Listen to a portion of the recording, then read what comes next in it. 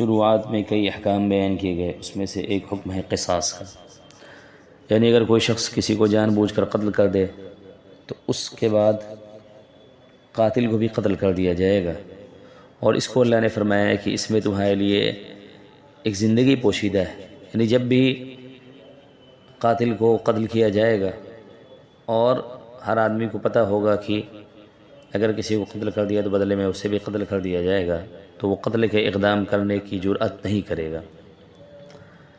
اس کے علاوہ ایک حکم ہے وصیت کا۔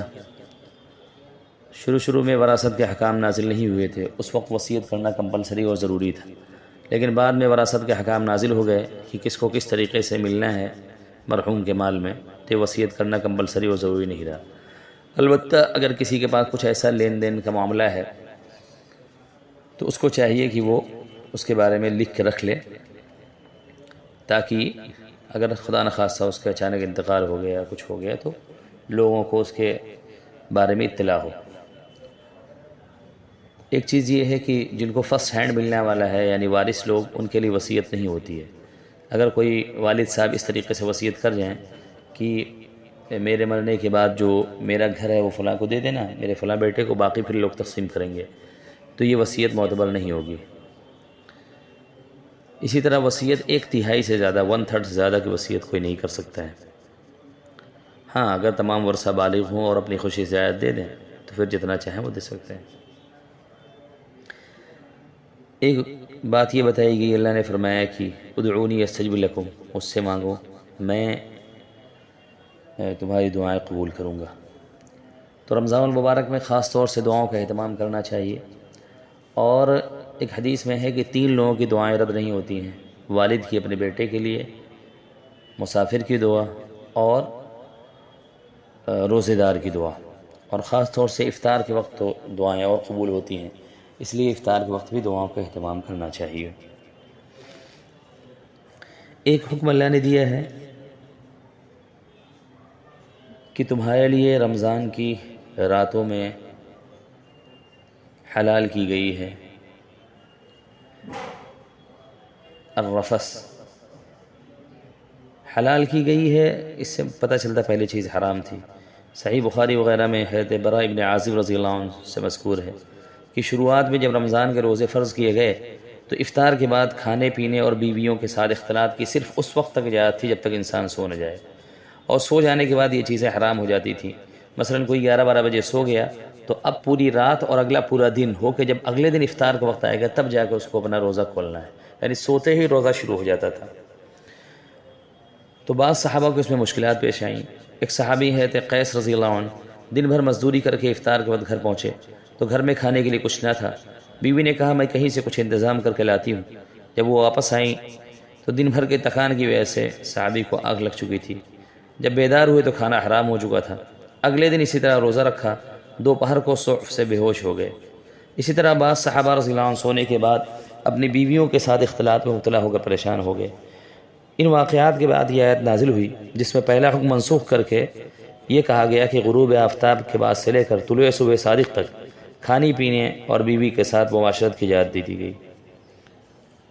اگرچہ رات میں کوئی سوئے اور سو کر اٹھ کے پھر بھی کھا پی سکتا ہے، بیوی سے اختلاط کر سکتا ہے صبح صادق سے پہلے، اور بہتر یہ ہے کہ سحری آخری وقت میں کھائی جائے۔ اس کے علاوہ ایک آگے آیت ہے کہ لوگ آپ سے پوچھتے ہیں کہ یہ چاند چھوٹا بڑا کیوں ہوتا ہے، یعنی چاند کے بارے میں لوگ پوچھتے ہیں، تو آپ کہہ دیجئے کہ اس سے لوگوں کے حج وغیرہ کا وقت پتہ چلتا ہے۔ ایک آیت ہے کہ آپس میں ایک دوسرے کے مال ناحق طور پر مت کھاؤ، اور ان کو حاکموں کے پاس اس غرض سے رجوع مت کرو کہ لوگوں کا مال کا ایک حصہ بطریق گناہ کے کھا جاؤ جبکہ تم کو علم بھی ہو، یعنی ایسا نہ ہو کہ اپنا مقدمہ لے کے جاؤ اور اپنی چرب زبانی سے یا اپنی کسی بھی دلیل سے دوسروں کا مال ہتھیا لو، اس سے منع کیا گیا ہے۔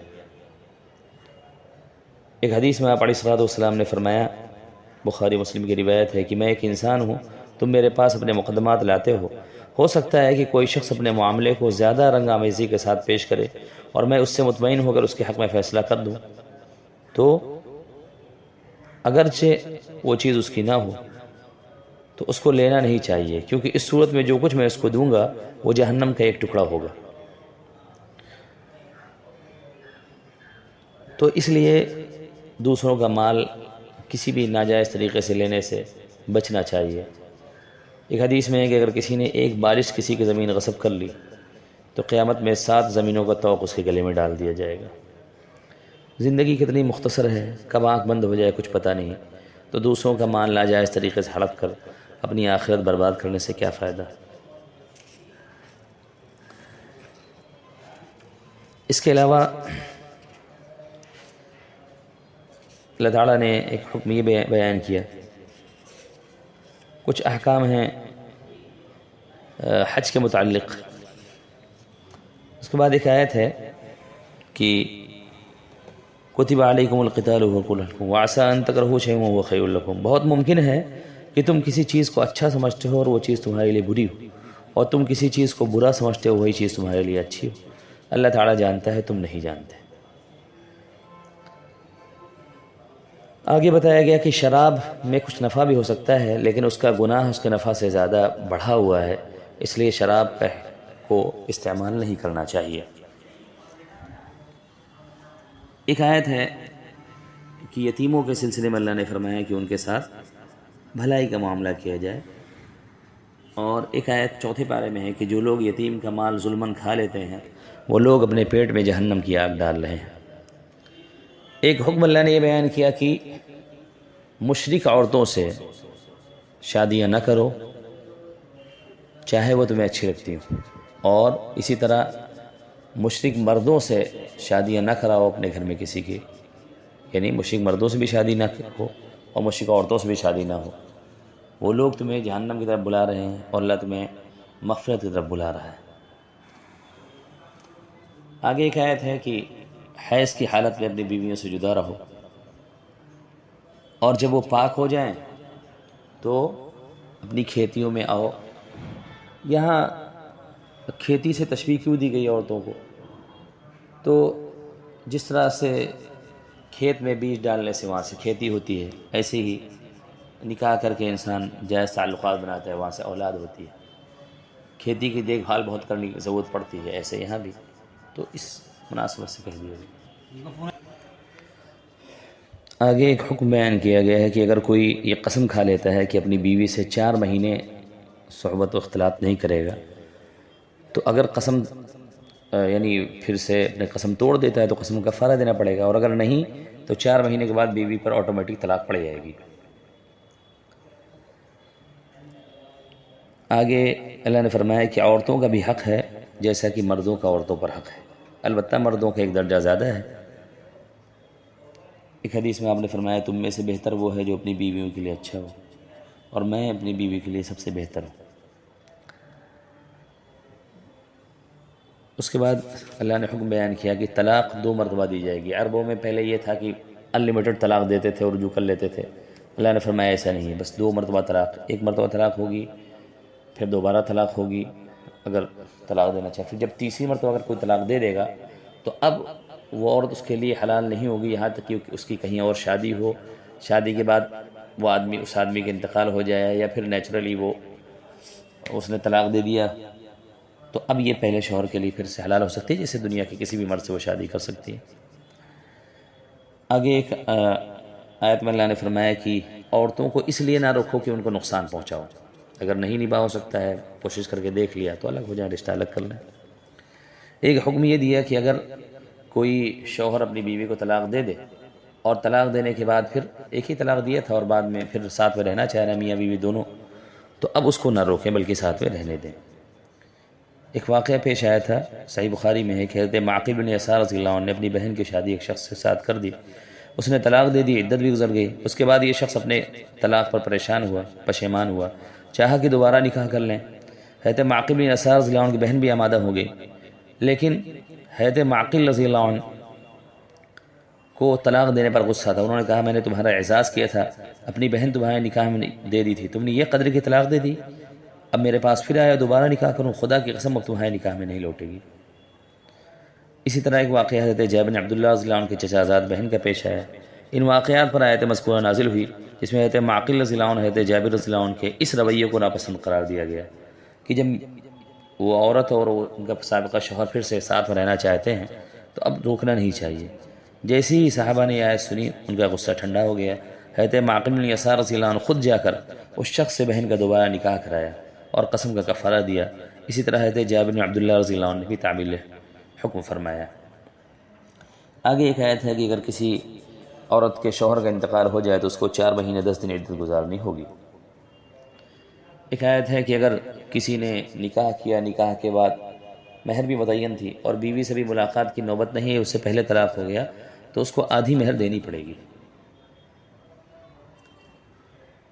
پھر اس صورت کے آخر میں ایک واقعہ بیان کیا گیا ہے، نہیں اس صورت کی نہیں بلکہ اس پارے کے آخر میں پھر تیسرا پارہ شروع ہوتا ہے، اس میں ایک آیت ہے آیت الکرسی جس کو عظیم ترین آیت قرآن کریم کی کہا جاتا ہے۔